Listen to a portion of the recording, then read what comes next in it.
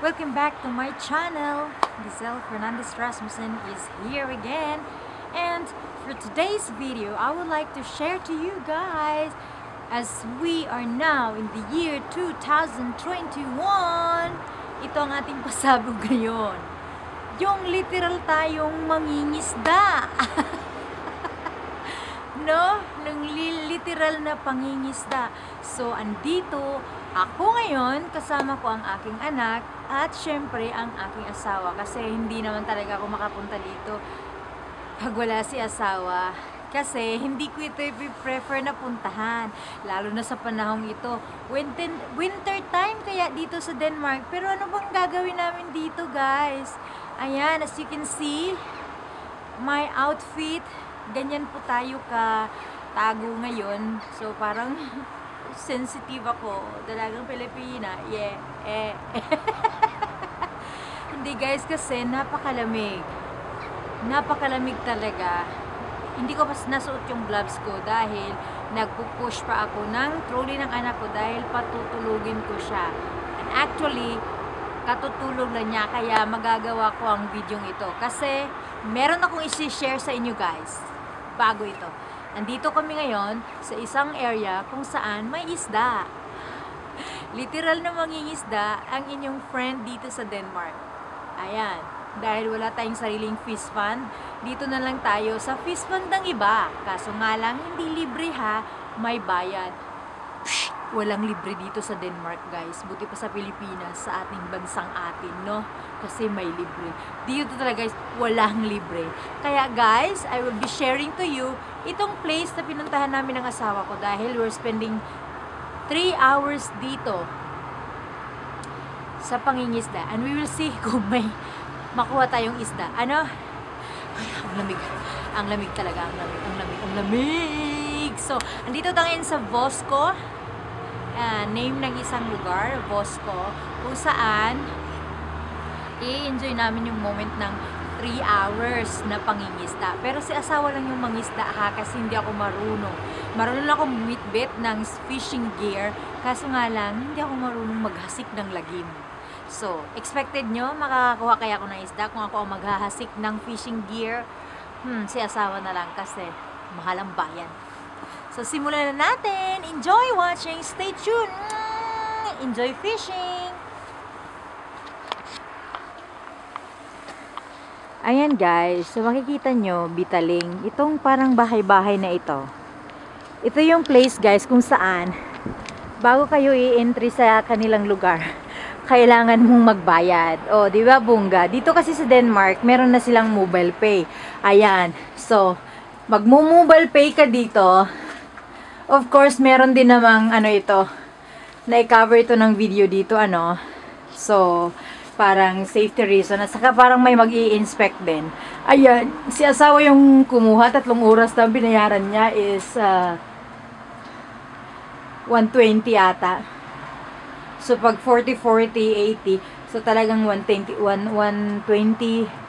kroner sa kroner yung babayaran sa 3 oras. At ayan, guys, as you can see, andito na kami, nakaparking na din yung sasakyan namin. Ayan, pasok. Itutour ko kayo, guys, sa area namin. Pero, kasi nga, pinapatulog ko tong anak ko at tulog na siya, I agreed of coming here again. Kasi nga, napaka-fresh yung hangin. Kailangan namin laging nagmumukok sa bahay dahil sa sobrang restriction din ng Denmark ngayon na bawal maglabas, bawal mag-gather at ganito. Kaya, I agreed to come here once again kahit kahit hindi natin sigurado kung makakakuha tayo ng isda or hindi. So, by the way, guys, just a new learning na dito sa area na ito, meron silang mga restriction na ito lang yung tamang pamamaraan sa pagkuha ng isda. So, if you come here, of course, by paying the bill, kung magkano ibabayad mo, kung ilang oras ang gusto mong magstay ka dito. Pero sa pagkuha ng isda, guys, kung possible ka makakakuha, ito lang yung dapat mong gawin. So, dapat meron kang receiving net pag yung fishing gear mo ay nakakakuha ng isda. bawal mo rin kunin ng isda diretso. Walang gamit na fishing gear. Yung makita mo yung isda, gagamitin mo yung fishing net. O, diba? Parang sure na sure mo talagang kunin yung isda dahil ayaw mong masayang yung binayad mo. At saka guys, ito, para ang conception nito guys is, patayin mo man ang isda, wag mo siya masyadong pahirapan. Ayan, alalayan mo siya. Pag nakakuha ka ng isda, dapat ganitong gagawin mo. Wag ganitong hatakin mo mula sa water papunta doon sa area. So, pag makakuha ka ng isda, dapat may net talaga kasi binabawal nila. At saka, of course, may video dito, ano. So, ayan na. Ito yung buong detalye, guys. Ito yung buong detalye ng kanilang area. I also don't know kung pinapayagan ba dito ang mag-video, guys. Pero, so far, wala naman tayong bad intention, no, sa ating pag-video. Only to capture the moment. Kasi nga, 3 hours kami dito. Ayan, guys. As you can see, I'm driving the cloth bone for my son. And actually, he's already sleeping. So, ang area naman, siguro hindi masyadong clear yung kuha ng video na ito, guys, kasi nga yung salamin niya, sobrang lamig, ay magkakaroon ng mist, ano. So, ayan na. Dito, pumunta na ako kanina dito, guys, hindi lang ako nakapag-video. Dahil nga, tinutulak ko pa tong anak ko, dahil gusto kong makatulog muna siya. Dahil it's time for him to take a nap. Ayan, guys. So, andito na tayo kung saan area na yung ating mga gamit. And check this out.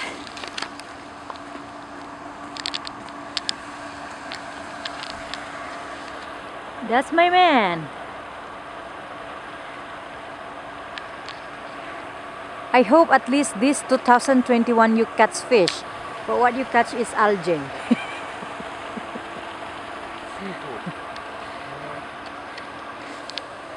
So, meron na siyang na-catch, guys, but only algae. Is that the one you changed the string? Yeah. Very light string. Okay. Pinalitan niya yung string ng fishing gear niya. Ayan, guys. Yan. Ito yung buong area hanggang sa dulo doon.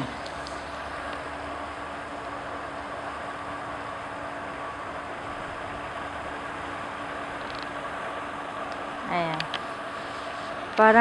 Parang ano lang ang ginagawa niya, no? Nag-aano siya. Bastos talaga. Parang nag-aano lang yung asawa ko. Ayan. So,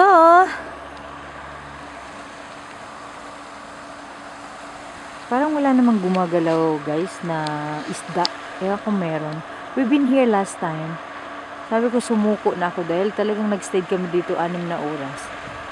Wala din naman kami nakuhang isda, guys.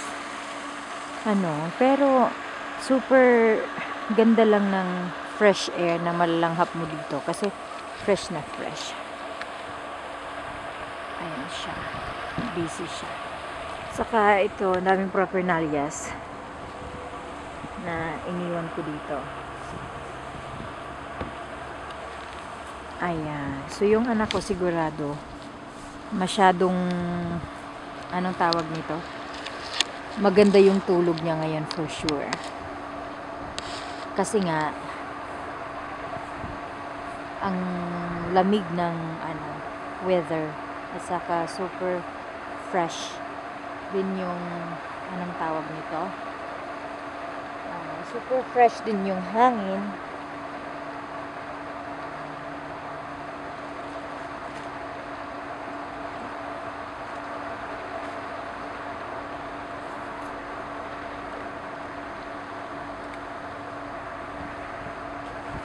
Daddy, I will be going there.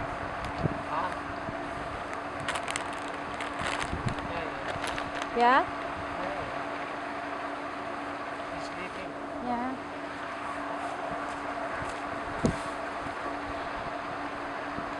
So guys, here am I. Ayan na. Ha? I'm wearing my gloves now kasi ang lamig na talaga niya. At saka, pupunta tayo doon sa kabilang area. So, dadalhin ko kayo doon sa kabilang area. Pero super ang lamig talaga guys. As in, ang lamig talaga.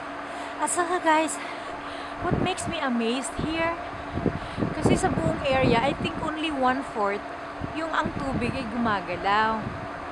Yung the whole area, parang 3/4 ng area dito sa Vespa na ito guys, ay hindi tayo makapag-fishing. Dahil nga, covered po siya ng ice. Covered siya ng ice, so let's check this out.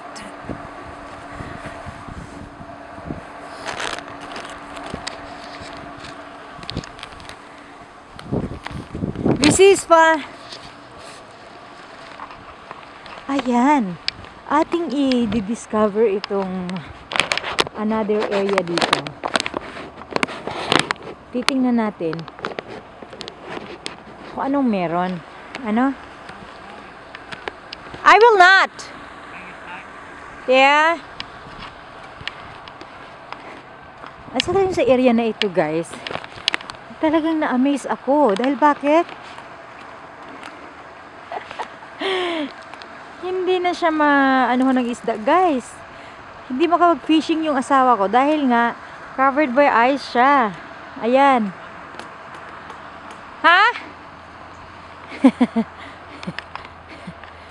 So, hanggang dito guys. As in talagang as you can see,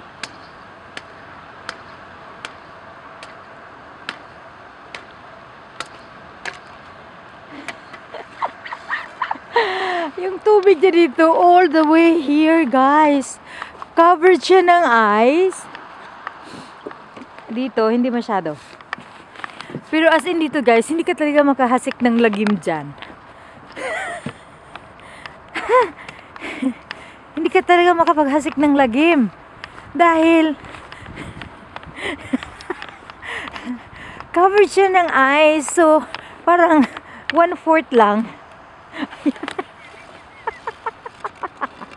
As in, sa movie ko lang ito nakikita eh. At least ngayon, hindi naman ibig sabihin na ignorante, ano. Pero at least, meron na tayong pagkakataon kasi sa bansang pinagmulan natin, wala namang ganito, di ba?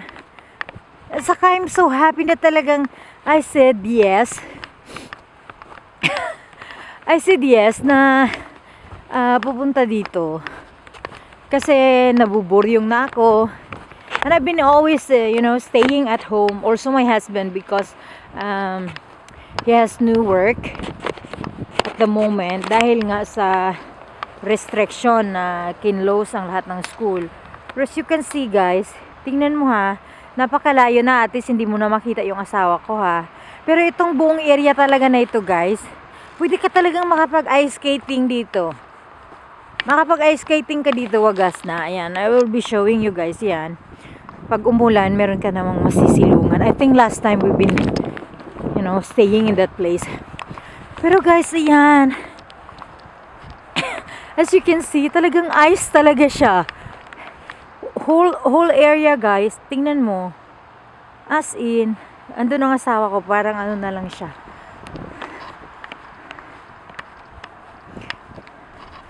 Diba? Talagang ice talaga siya guys. Ayan. Ayan. Kailangan ko wasakin bago nyo maramdaman at makita yung tubig. So yung moment ng aming pangingisda ngayon ay parang epic fail lamang, pero meron namang portion na gumagalaw yung tubig. Dito tayo guys kasi naiihi ako eh. Naiihi ako. Tapos sabi ng asawa ko, dito daw may toilet. Tingnan natin kung anong drama dito. Parang nakakatakot naman yung toilet nila dito.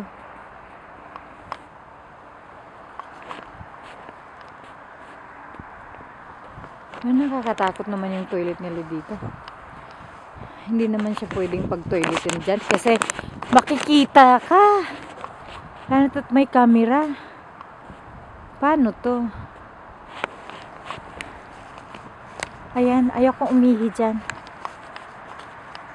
Kakatakot kaya. Tiisin ko na lang. 3 hours pa ako dito. 3 hours pa ako 3 hours daw kami dito. So, magtitiis kami ng ganun katagal. Pero I think I will hide somewhere else. Kasi naiihi talaga ako, guys. Huwag kayong mag-ingay, ha? Huwag kayong mag-ingay, ha? Kasi talagang naiihi ako, guys. Kasi anong gagawin ko pag naiihi ako? Pipigilan ko? Ha? So, balik ako dito. Titingnan ko kung pwede ako makaihi dito. Or ewan ba? Are they going to catch me kung iihi ako dito?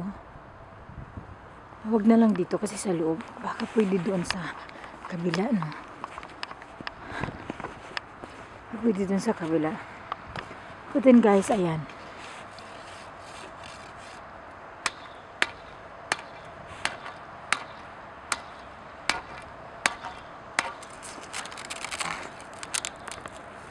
Tingnan nyo guys, yung buong ano.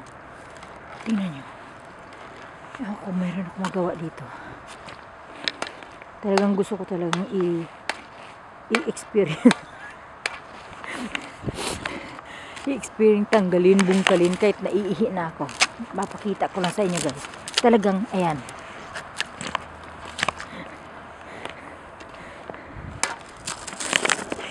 Kita nyo ba guys?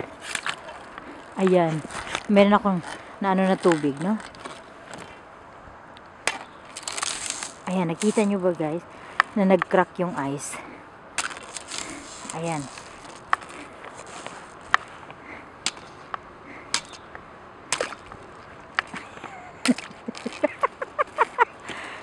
Talaga, hindi mapigil yung sarili.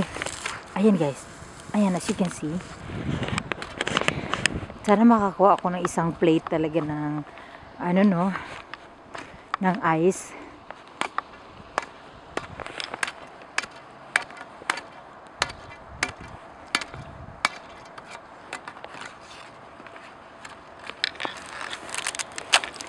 Makikita. Ayan.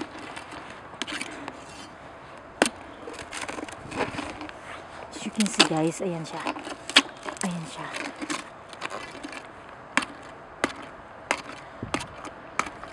Nakaka-amaze, diba?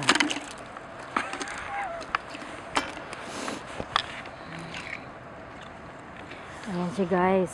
Ayan. Ang kapal din. Yan. So, yung tubig guys, talagang natabunan siya ng ice kasi nga winter time. Ito ng mga asawa ko, talagang mangingisda na talaga siya.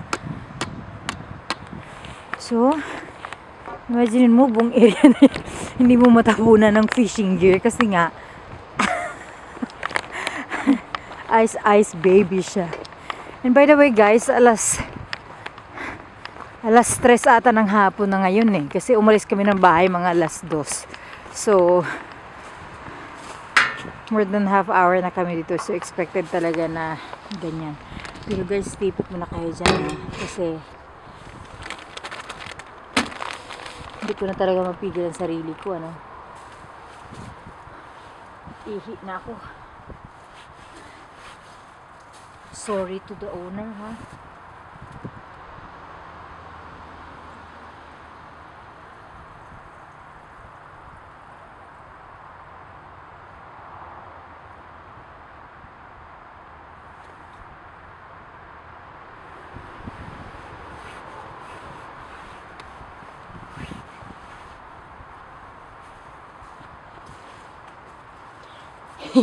Successful guys.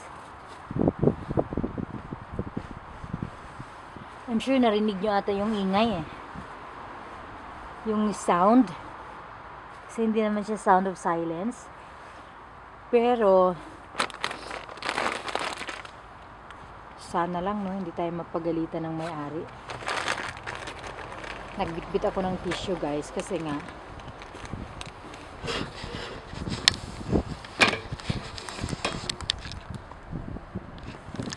ayan, nagbitbit ako ng tissue guys kasi nga akala ko makagamit ako ng toilet doon so hindi na lang ako